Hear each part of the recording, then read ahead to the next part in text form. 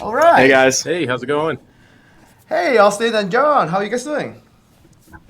doing great. Just fine. How are you? Well, so we have your beautiful beer right here, which we're gonna taste in about 10 minutes. Before we open the beer and drink, which I have done it a couple times already. So I pre-game it a little bit.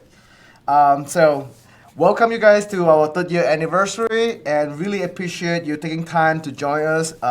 It means a lot to me because Wheatland Spring has been really a surprise to me for Northern Virginia because you guys make really, really good beer and beautiful brewery, tap room, and the farm that you guys have. I enjoy visit there every time with my kids and my family.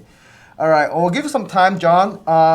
Why don't you introduce yourself and also tell us a little bit more about Wheatland Spring? Sure. First of all, thanks for having us. I know Austin and I were honored to be asked to participate in this, so we really appreciate it. We think a lot of you and a high side, and this is a great celebration. 3 years, especially after the last 12 months, have been a little bit challenging for everybody. So a big congrats to you. This is great. Thank you. Yeah, so Wheatland Spring Farm and Brewery out here in Waterford. We're about 15 minutes west of Leesburg, about an hour west of DC. We're on 30 acres. We grow about 20 acres of produce for the beer. Most of that's grain. Um, and we approach this through what we call a land beer philosophy. And that's to grow as much as we can on the farm, source what we can from our neighbors. We're in a 400-acre agricultural community out here.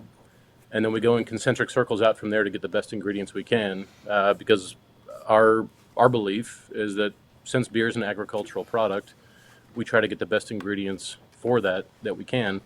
You talk to any brewer, you talk to any chef, what's the first thing you look for when you're composing a product, and that's the ingredients. So that's where our first focus is. As far as all the other programs that we're doing, we're very excited about a couple things that are coming up with our estate grain. So we took out 25,000 pounds of two-row barley this year, and we have a couple really interesting projects there. We capture wild yeast on the farm that we use for beers. We employ a cool ship here on a fairly regular basis, not only for spontaneous but also for a lot of open ferment beers. Our barrel program is growing exponentially, and so that stuff takes time. So more from that in 6 to 12 to 18, maybe 24 months. But we're very excited about the spring and summer here, especially after the last months leading into it. Yeah, yeah. So, I mean, I've been enjoying all the beer that I had from you guys, and we are so fortunate to be able to carry some of your beer at Highside, especially some of the packaged beer, and we were lucky enough to bring in some of the draft as well. So, Austin, you are the head brewer at Wheatland Spring. Can you tell us more about you and where you came from and how you started brewing, actually? Sure. I just want to also say thank you so much for inviting us. This is great. We're big fans of Highside and just really excited to be able to share some of this time with you guys. My name's Austen Conn. I've been professionally brewing for a little over a decade now, and primarily Okay. started on the West Coast and worked at a few various breweries in Oregon, Laurelwood Brewing Company, Bowie Beer Company, um, and then kind of stepped back from some of those positions and was looking for something a little bit more focused. And that's when kind of found the opportunity to come out to Virginia and really focus on making some beers that had agriculture at the forefront of the product and being able to really make beers with a sense of place and a sense of locality. And I think that's one of the more rewarding things that I get to do and we get to do here at Wheatland Spring is really be ingrained, not a play on words, but ingrained with some of what's coming out of the land and putting that directly into our beer and making a product that truly reflects where it's grown and just where we are out here in this kind of incredible region. Well, I mean, I gotta tell you, I mean, because like I've been really enjoying every single beer that I got from you guys, and every time I stop by the brewery, the farm looks incredible and so welcoming too. And especially during the pandemic happened, I brought my family out there, and we all feel really safe, to be at a brewery there because it's outdoor and everything's like sanitized, and you have a fun environment too, even though it's kind of everybody very cautious about face masks and all this other stuff, but it's very relaxing environment to be there. So I really can wait not share some of the brewery tour video that we shot the other day.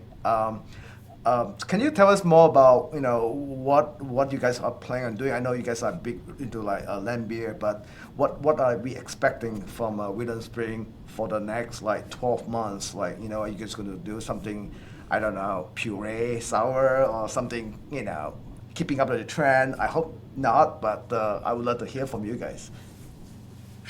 Yeah, maybe I'll take a crack at this, and then Austin, you can fill in what I missed. It's I guess for us, it's a continuation of what we've been doing.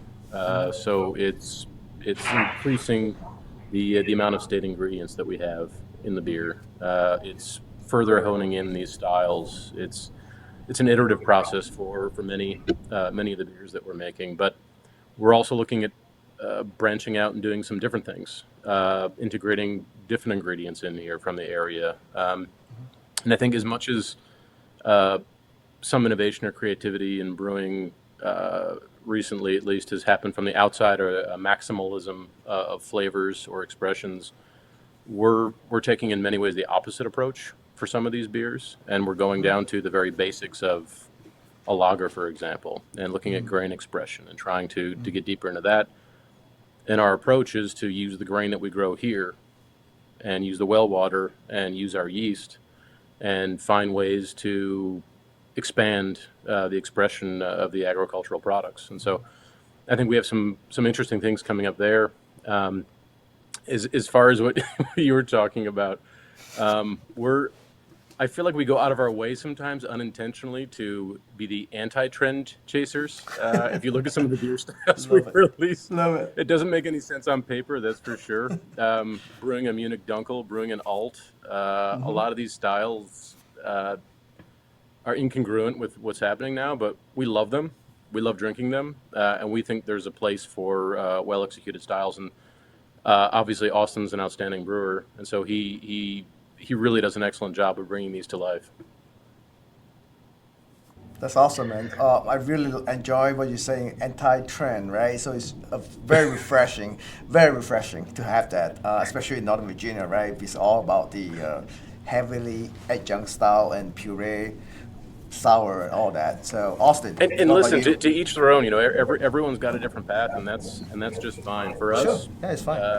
I'll drink a Munich Dunkel any day, so I'm happy with those. We're trying to make the beers that we feel really passionate about and that we love, but there are different strokes for different folks. Everyone's got something that they like, and that's great. Yeah. Austen, you got something to add? Yeah, I think I totally agree. I mean, even though we've been kind of setting a course for ourselves and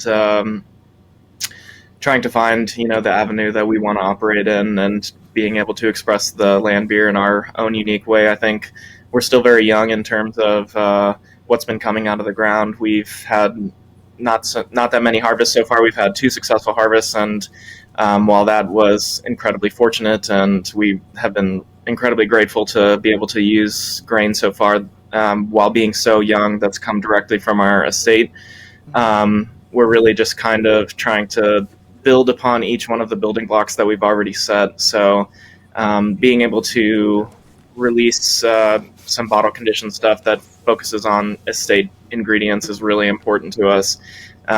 We've been working really hard to get the barrel cellar fully operational and just kind of set in place. And so now we've laid some foundations behind the scenes, and we're just kind of slowly waiting for some of those things to take their own kind of present themselves and be ready and be able to take life and present to all of you. So we're just kind of staying the course right now and trying to see what, I think a lot of what we do is kind of speaks to some of the experiences that we've had and the desire to want to share that with others. And so some of the styles that come across, it's not by a definitive choice to be anti-trend. It's more so things that have kind of affected us and touched us in the past, and then trying to kind of recreate those in our mind's eye and then put those forward. So,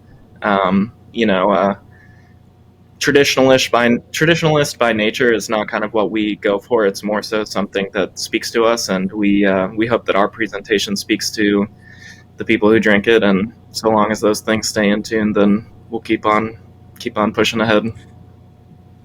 Yeah, I mean, it's wonderful. I think you guys really knock it out of the park as far as, let the beer speak for itself, and also the ingredient. Having the grain from the ground and the water from the same place, and also capturing the yeast from the same, farm area. So, which is super cool about it. And I've been staring at this for a while now. So, can we crack this open? And Let's crack it open, Vincent. I want to crack it open, and I would love to have Austen, tell us more about this particular beer. What kind of tasting note, aroma, what should we expect? And I would love to have John to tell us about the story about the name of this beer that we call it. So either John or Austen, you can start first, but I'm going to crack open the beer. All right, why don't you get that open here? Maybe I'll wait for you to get your glass going, but I got a little one right here as well.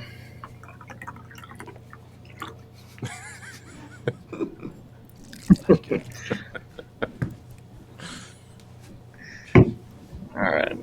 Cheers, guys. Cheers. So, Dunkel, it's pretty classic style of old Munich.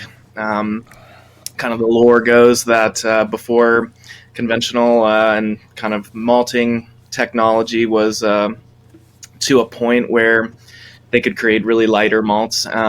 This was pretty much the standard. So kind of a middle amber to brown beer back in the day was pretty normal. And so before Helles kind of took over the airwaves of Munich, Dunkel was the trend. Now it's kind of passé. It's for the ye old drinkers, if you will. So the true focus and expression of this beer is all about the malt, which I think for Wheatland is pretty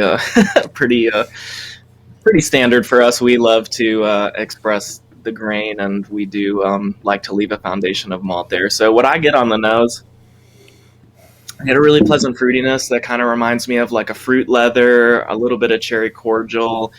There's wafts of malt coming in underneath as well, but I just get this. I always remind myself of like a dried fruit leather. I was drinking this the other night, kind of thinking about what we wanted to talk about, and that was really jumping out to me. On the flavor,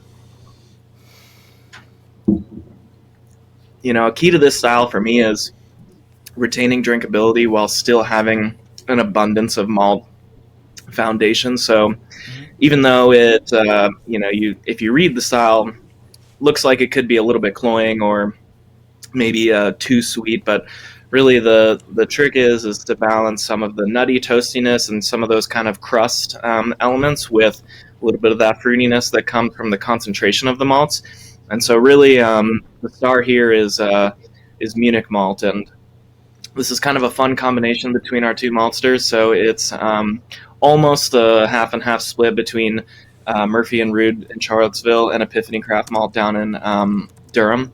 And so it's they each make kind of a light and a dark Munich, and it's a blend of those two coming together and really just amplifying on top of itself while still retaining a nice kind of crisp finish. So I do get a lot of like kind of granola, a little bit of toastiness, a little bit of toffee characteristics.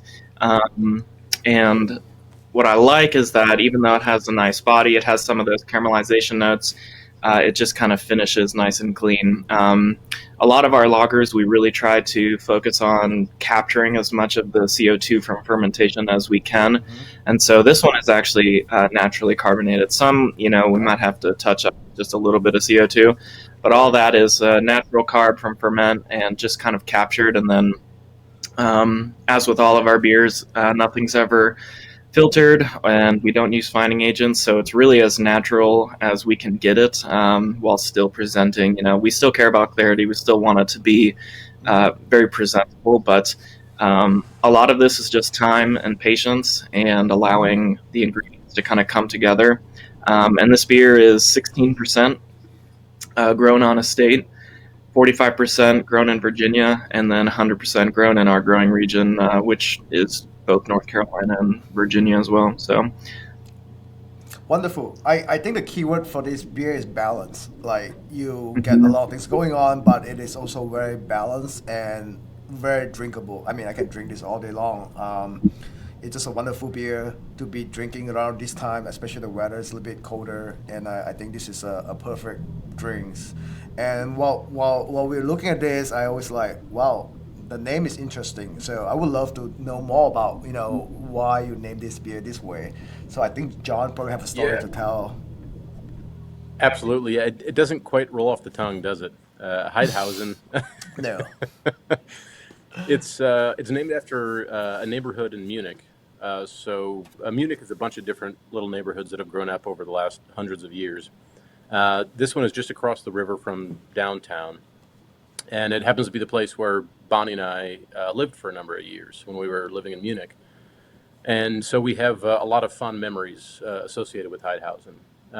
But it's got an interesting history itself because the little hamlet there within Munich of Haidhausen has historically been an area for immigrants into Munich, and so being non-Germans living in Munich, it felt like it was a second home to us. So there are a lot of people from all over who live there, and it was a really comfortable place for us. We have a lot of fond memories of it. But there's a story we posted on social media, and I won't bore folks with that tale. But um, there's there's just certain moments, I guess, in our experience that I'm sure most people have in their lives as well, where you have these specific moments that leave lasting impressions, lasting feelings on you, good or bad. But for us, there were a few moments where we were actually having a dunkel that made these really positive, warm impressions on us in the Haidhausen. And so it's one of those things. Like a couple of our names just kind of come to us. We don't have to work much for them. They just happen, and it happens almost organically. And Yeah. so this is one of those names that just it couldn't be anything else but Haidhausen. It made complete sense for what we were trying to do with this beer. And It's that's why beautiful. on the made with thank you. That's why on the made with ingredients there on the back it has nostalgia, because both for the story of how it got its name, but also because of the beer itself. As Austin said, this was how beer used to be. I mean, Yep. talk about old school lagers. This is it. And Yep. you look at the grain, you look at the old water profile in Munich, because all the water runs down from the Alps into the town and it crosses a bunch of rocks on the way, and there's tons of calcium in that water. And so they had to figure out a way to get that calcium out too to help to clear up the beer. And so a lot of the early Munich beers were like this and cloudy because of all the calcium and different natural elements of the beers. And so the river was 5 minutes from our place there. And so there's just so many different reasons why the name just made sense, and it just had to be that. Oh, well, it's a very cool story, and like what you say, the beautiful beer usually make a beautiful land as well. So we would love to see your brewery tour. So we're gonna start to play some of the videos that we have recorded of your brewery. We'd love to have either John and Austin, you guys chime in and tell us more about the locations, what we are seeing now. It was recorded on one of the beautiful weekends, just people just hanging out there. So we'll let you guys, Oh, great. John or Austin, to tell us more about the brewery and the space there. Yeah, thank you, Jensen. Yeah. What you're looking at now are the two main barns there in front of some seating area and the beer garden in the back. Um, it's January on a farm, so it looks the way it does. But the fields, come spring and summer, will pop. We have grain in there right now, and so we'll start to see those grow before too long. You're walking right here into the corn crib, and specifically the east crib as you walk up the stairs here. This is where our brewing operation is based, and this is a 100-year-old barn that used to house grain for livestock feed. So as you go up the stairs here, you enter the granary, and this is where we both mill in and open ferment and cool ship. And all the inside of this hasn't been touched in 100 years. Obviously, we've cleaned it and retrofit a few things, but as far as structurally, this is how it's been. Right in front there is the cool ship. We have the hop bags for aging hops just above. That's where we mill in. So it's the design is pretty old school. If folks are familiar with how traditional breweries have been laid out in Germany and Belgium and France for a long time, you use gravity to drop the grain because it's cheap and it's predictable. So we gravity drop the grain right into the mash tun, which is directly below this. This is the old drive-through where the tractors used to go. Tractors probably wouldn't fit there anymore, but we have some tanks in there, a few puncheons as you first walked in. But this is the heart of the operation right here. This is a 10-barrel brew house. Austen can get into the brew house in a bit. But as you can kind of see the windows here, it looks directly out onto the fields. And so this is where we grow our grain. Right now we have barley and wheat in the fields and a little bit of triticale, but that'll start coming in the summertime. Austen, why don't you take over a little bit and maybe riff on the brew house, and then I can jump back in for the bank barn.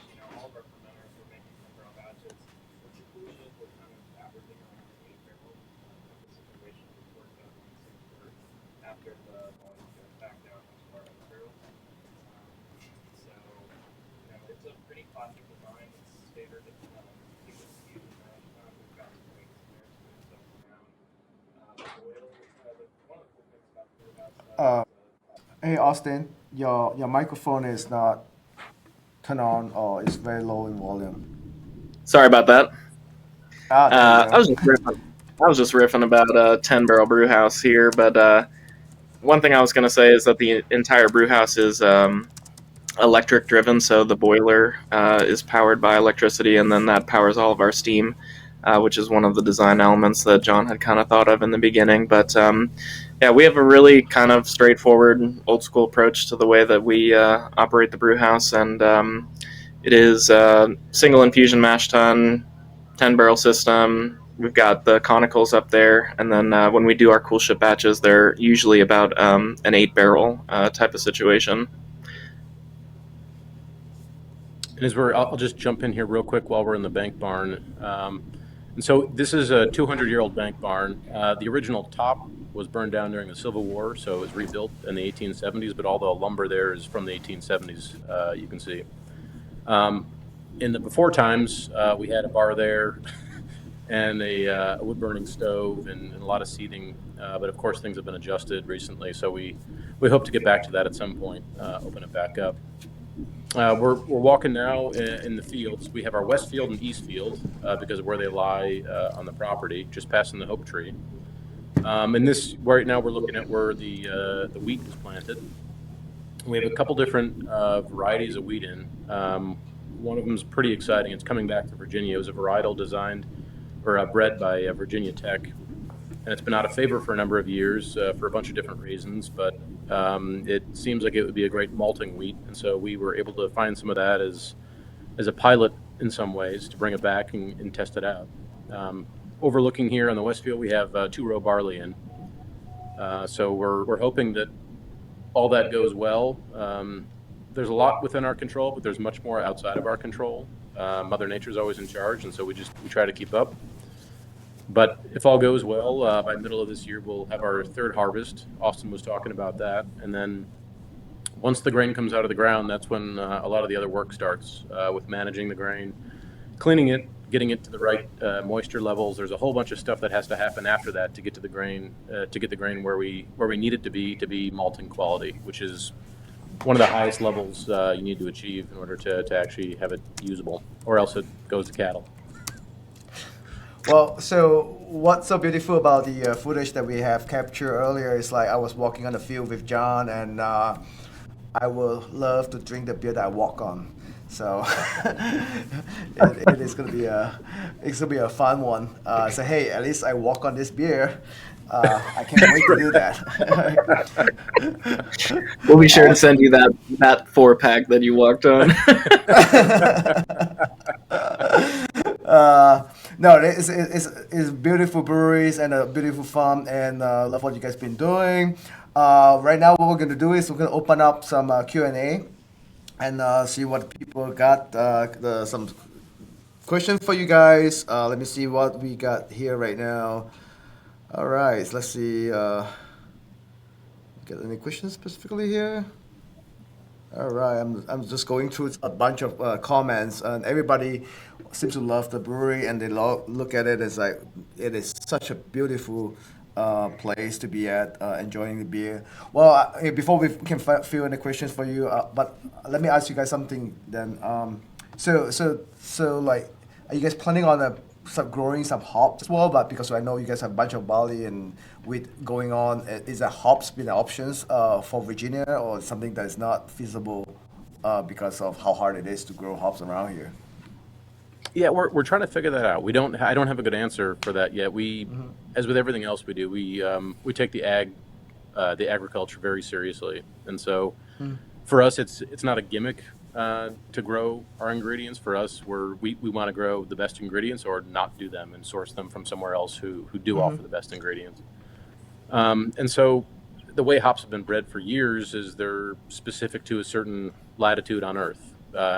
Northern Bavaria, Washington State, Oregon, these sorts of places, because that's the way they've been bred for forever. So what I am optimistic about is that both barley and hops are getting a lot of attention in the Mid-Atlantic by research institutions, and they're spending a lot of money and putting resources on trying to find different cultivars, different types, varieties that will work well here. Is a Virginia hop going to taste the exact same as a Motueka? No, but Yeah. I don't think we need it to. I think it's going to taste Right. like Virginia, just like a Motueka tastes like that, or a Mosaic tastes like what it does. And so I think we collectively, as beer consumers, also have to shift our expectations that the the types of either barley or hops that we've had traditionally aren't necessarily going to be the same that thrive in this environment. And so it's changing our perception of what an IPA or a noble hop style might taste like in the soil that we have here in Virginia or the Mid-Atlantic. So all that is Yeah. to say, I don't know, but I think there's a lot of really smart, talented, capable people working on that, and I think there's a lot of interest behind that. And so the next 5 to 10 years, I think there's going to be a lot of fun developments. Okay, cool. So one other question that we got from the our audience here: how long does it take you to like, establish your on-site agriculture before you start, your operation there? I missed the first part of the question. I apologize, Jensen. How long did you take to like get your on-site agriculture going? So it's like, before you bought a farmland and like, you had to like cultivate the soil or whatever. How long before you guys start to like grow something on site?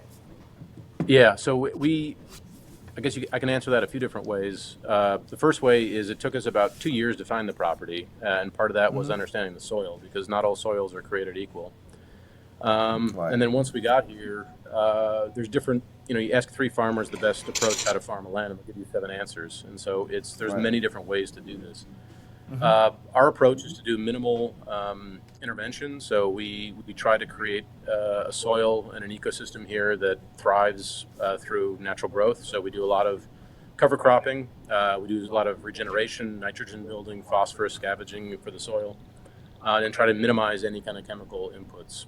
It's Virginia. It's hot and humid in the springtime, so there's nothing we can do about that. So we do have to take some steps there. But from first go until a crop comes out, about 18 months.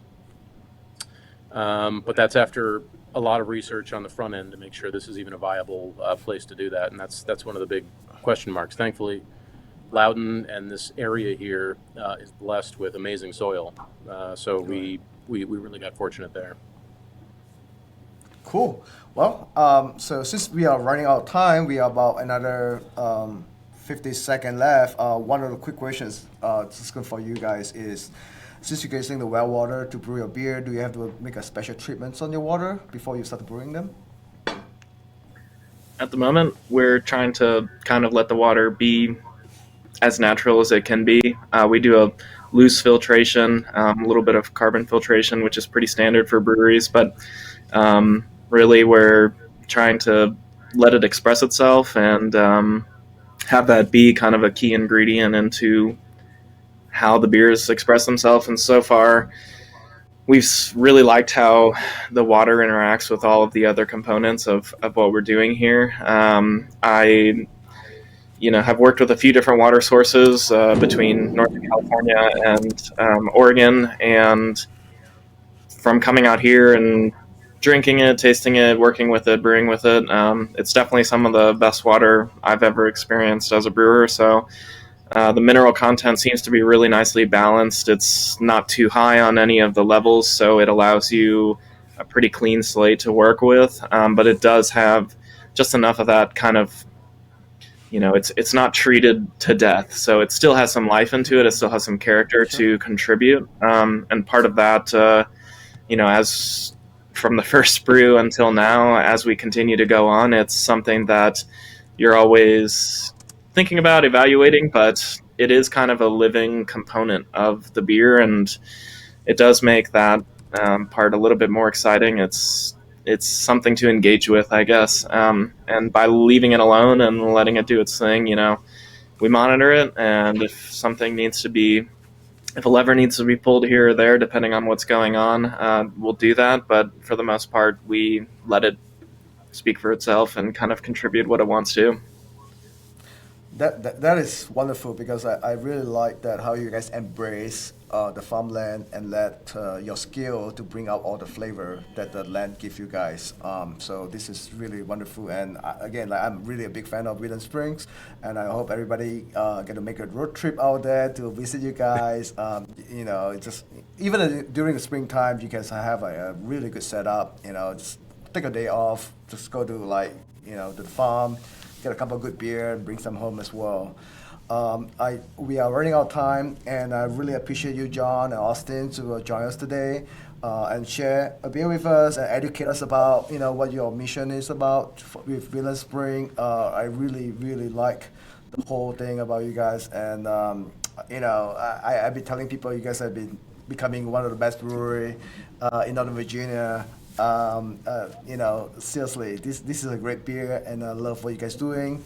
And thank you so much for spending your time with us today and celebrate our anniversary as well. So I want to Thank you, cheers, you guys. Cheers. Yeah, thank you. Send more beer. Send more Happy beer, anniversary. basically. Thank you, Happy much, anniversary. John and Austin. We'll talk to you guys very soon, because I'm sure I'm gonna stop by it, to visit you guys again.